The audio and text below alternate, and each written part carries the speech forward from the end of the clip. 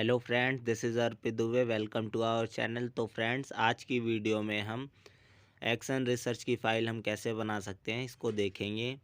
और बेसिकली ये जो फ़ाइल है ये डीएलएड और बीएड के स्टूडेंट्स को बनाने के लिए दी जाती है। तो चलिए शुरू करते हैं और देखते हैं कि कैसे हम इस फाइल को बना सकते हैं। तो इस फाइल को बनाने के लिए सबसे पहले हेडिंग डालेंगे आप इंट्रोडक्शन। इंट्रोडक्शन में आप बताएंगे कि आपकी जो फाइल है ये बनाने का उद्देश्य क्या है और जो आप एक्शन रिसर्च ये कर रहे हैं इससे क्या फ़ायदा होने वाला है। ठीक है, तो इन सब पॉइंट्स को आप इंट्रोडक्शन में इंक्लूड करेंगे। इसके अलावा अगर आप ये फ़ाइल बना रहे हैं तो आपको इस फाइल के बारे में पता होना भी ज़रूरी है। तो इसके लिए हम थोड़ी सी इसके बारे में चर्चा भी कर लेते हैं कि सबसे पहले हम बात करते हैं एक्शन रिसर्च होता क्या है।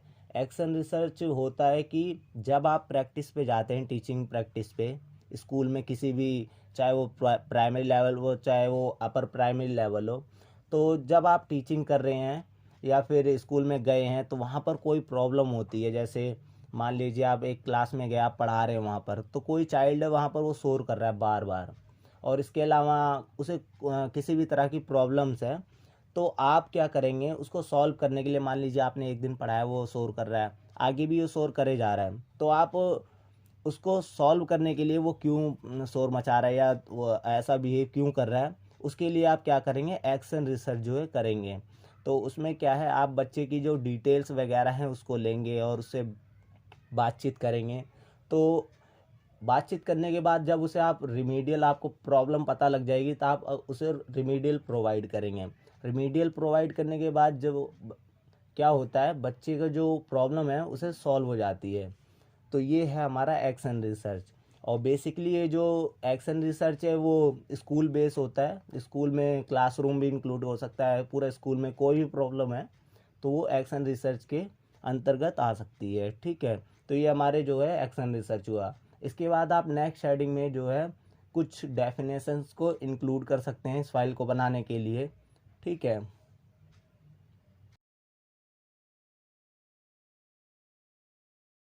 इसके बाद आप नेक्स्ट हेडिंग डालेंगे फीचर्स ऑफ एक्शन रिसर्च या कैरेक्टरिस्टिक्स ऑफ एक्शन रिसर्च। इसमें आप एक्शन रिसर्च के जो कैरेक्टरिस्टिक्स होते हैं उनके बारे में आप डिफ़ाइन करेंगे। और अगर आप पॉइंट्स में एक्सप्लेन करेंगे तो और अच्छी फाइल बनेगी। इसके अलावा मैं कुछ पॉइंट्स बता रहा हूँ आपको, वो आप इस फाइल में इंक्लूड कर सकते हैं। पहले है focus on immediate problem.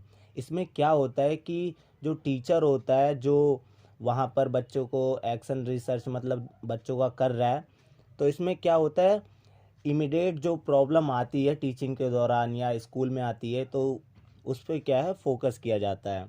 Second, अगर हम बात करें तो इसमें सॉल्यूशन भी उतनी जल्दी ही निकलता है, क्योंकि जब प्रॉब्लम्स टीचर को दिखती है बच्चे में किसी भी, तो उसको क्या करता है, वो उसको सॉल्यूशन जो है निकालता है। इसके बाद आप थर्ड पॉइंट लिख सकते हैं improve teaching skill and make problem solver. इसमें क्या है, टीचर जो होता है, मान लीजिए आप गए हैं वहाँ पर प्रैक्टिस कर रहे हैं और आपको कोई चाइल्ड दिखा तो उसमें कोई प्रॉब्लम है, तो आप उसे सॉल्व करने के लिए एक्शन रिसर्च का यूज़ करेंगे। तो इससे क्या है, आपकी जो टीचिंग स्किल है वो इम्प्रूव होगी और आप जो है एक शोधकर्ता के रूप में या एक्शन रिसर्चर के रूप में आप प्रेजेंट करेंगे अपने आप को। इसके बाद आप फोर्थ में आप लिख सकते हैं this is not based on principles. ये जो है हमारा एक्शन रिसर्च, ये किसी प्रिंसिपल पे बेस नहीं होता है। इसके बाद आप फोर्थ पॉइंट में आप बता सकते हैं कि इसमें क्या होता है, टीचर के थ्रू जो है रिमीडियल प्रोवाइड किया जाता है, ताकि जो है बच्चे का जो है जो प्रॉब्लम्स हैं और जो उसे समस्याएं आ रही हैं उसको सॉल्व किया जा सके। इसके अलावा मैंने आपको पहले ही बता दिया था कि जो टीचर की एबिलिटी है उसको इम्प्रूव किया जाता है।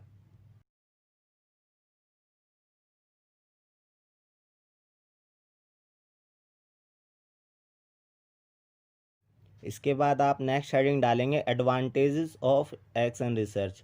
इसमें भी आप कुछ पॉइंट्स को इंक्लूड कर सकते हैं, जैसे encourages of reflection on practice. इसमें क्या है, प्रैक्टिस पे ज़्यादा जोर दिया जाता है। जो टीचर प्रैक्टिस करने गया है और अगर किसी बच्चे को प्रॉब्लम आ रही है तो उसमें क्या होता है, टीचर की जो है प्रैक्टिस भी होती है।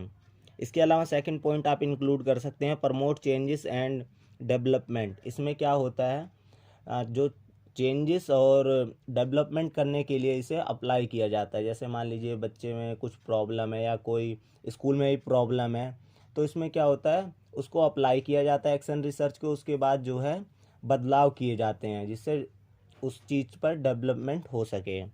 इसके बाद आप थर्ड पॉइंट डाल सकते हैं बेस ऑन प्रॉब्लम। तो जैसा कि मैंने आपको शुरू में ही बताया था कैरेक्टरिस्टिक्स में, ये जो होता है हमारा एक्शन रिसर्च, ये किसी प्रॉब्लम पे बेस होता है, ठीक है।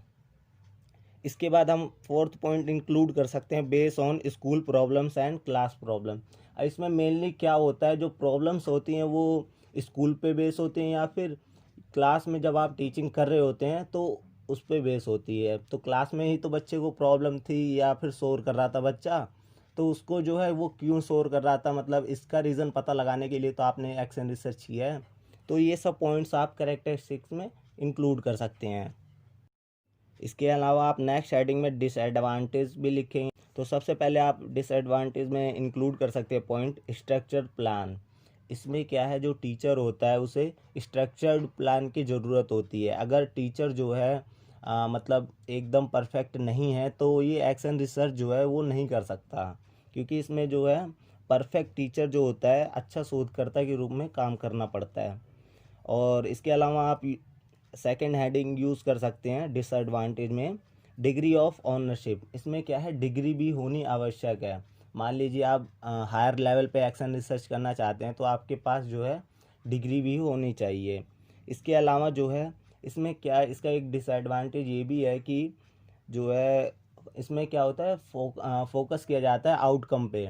मतलब जब प्रॉब्लम हुई जो बच्चे को, उसके जो आउटकम होता है, मतलब इसे सॉल्व कैसे किया जाए जल्दी से जल्दी, इस पे जो है फोकस किया जाता है। तो ये कुछ 3-4 मैंने डिसएडवांटेज बताए, आप इनको इंक्लूड कर सकते हैं। इसके बाद आप नेक्स्ट हेडिंग डालेंगे difference between action research and fundamental research.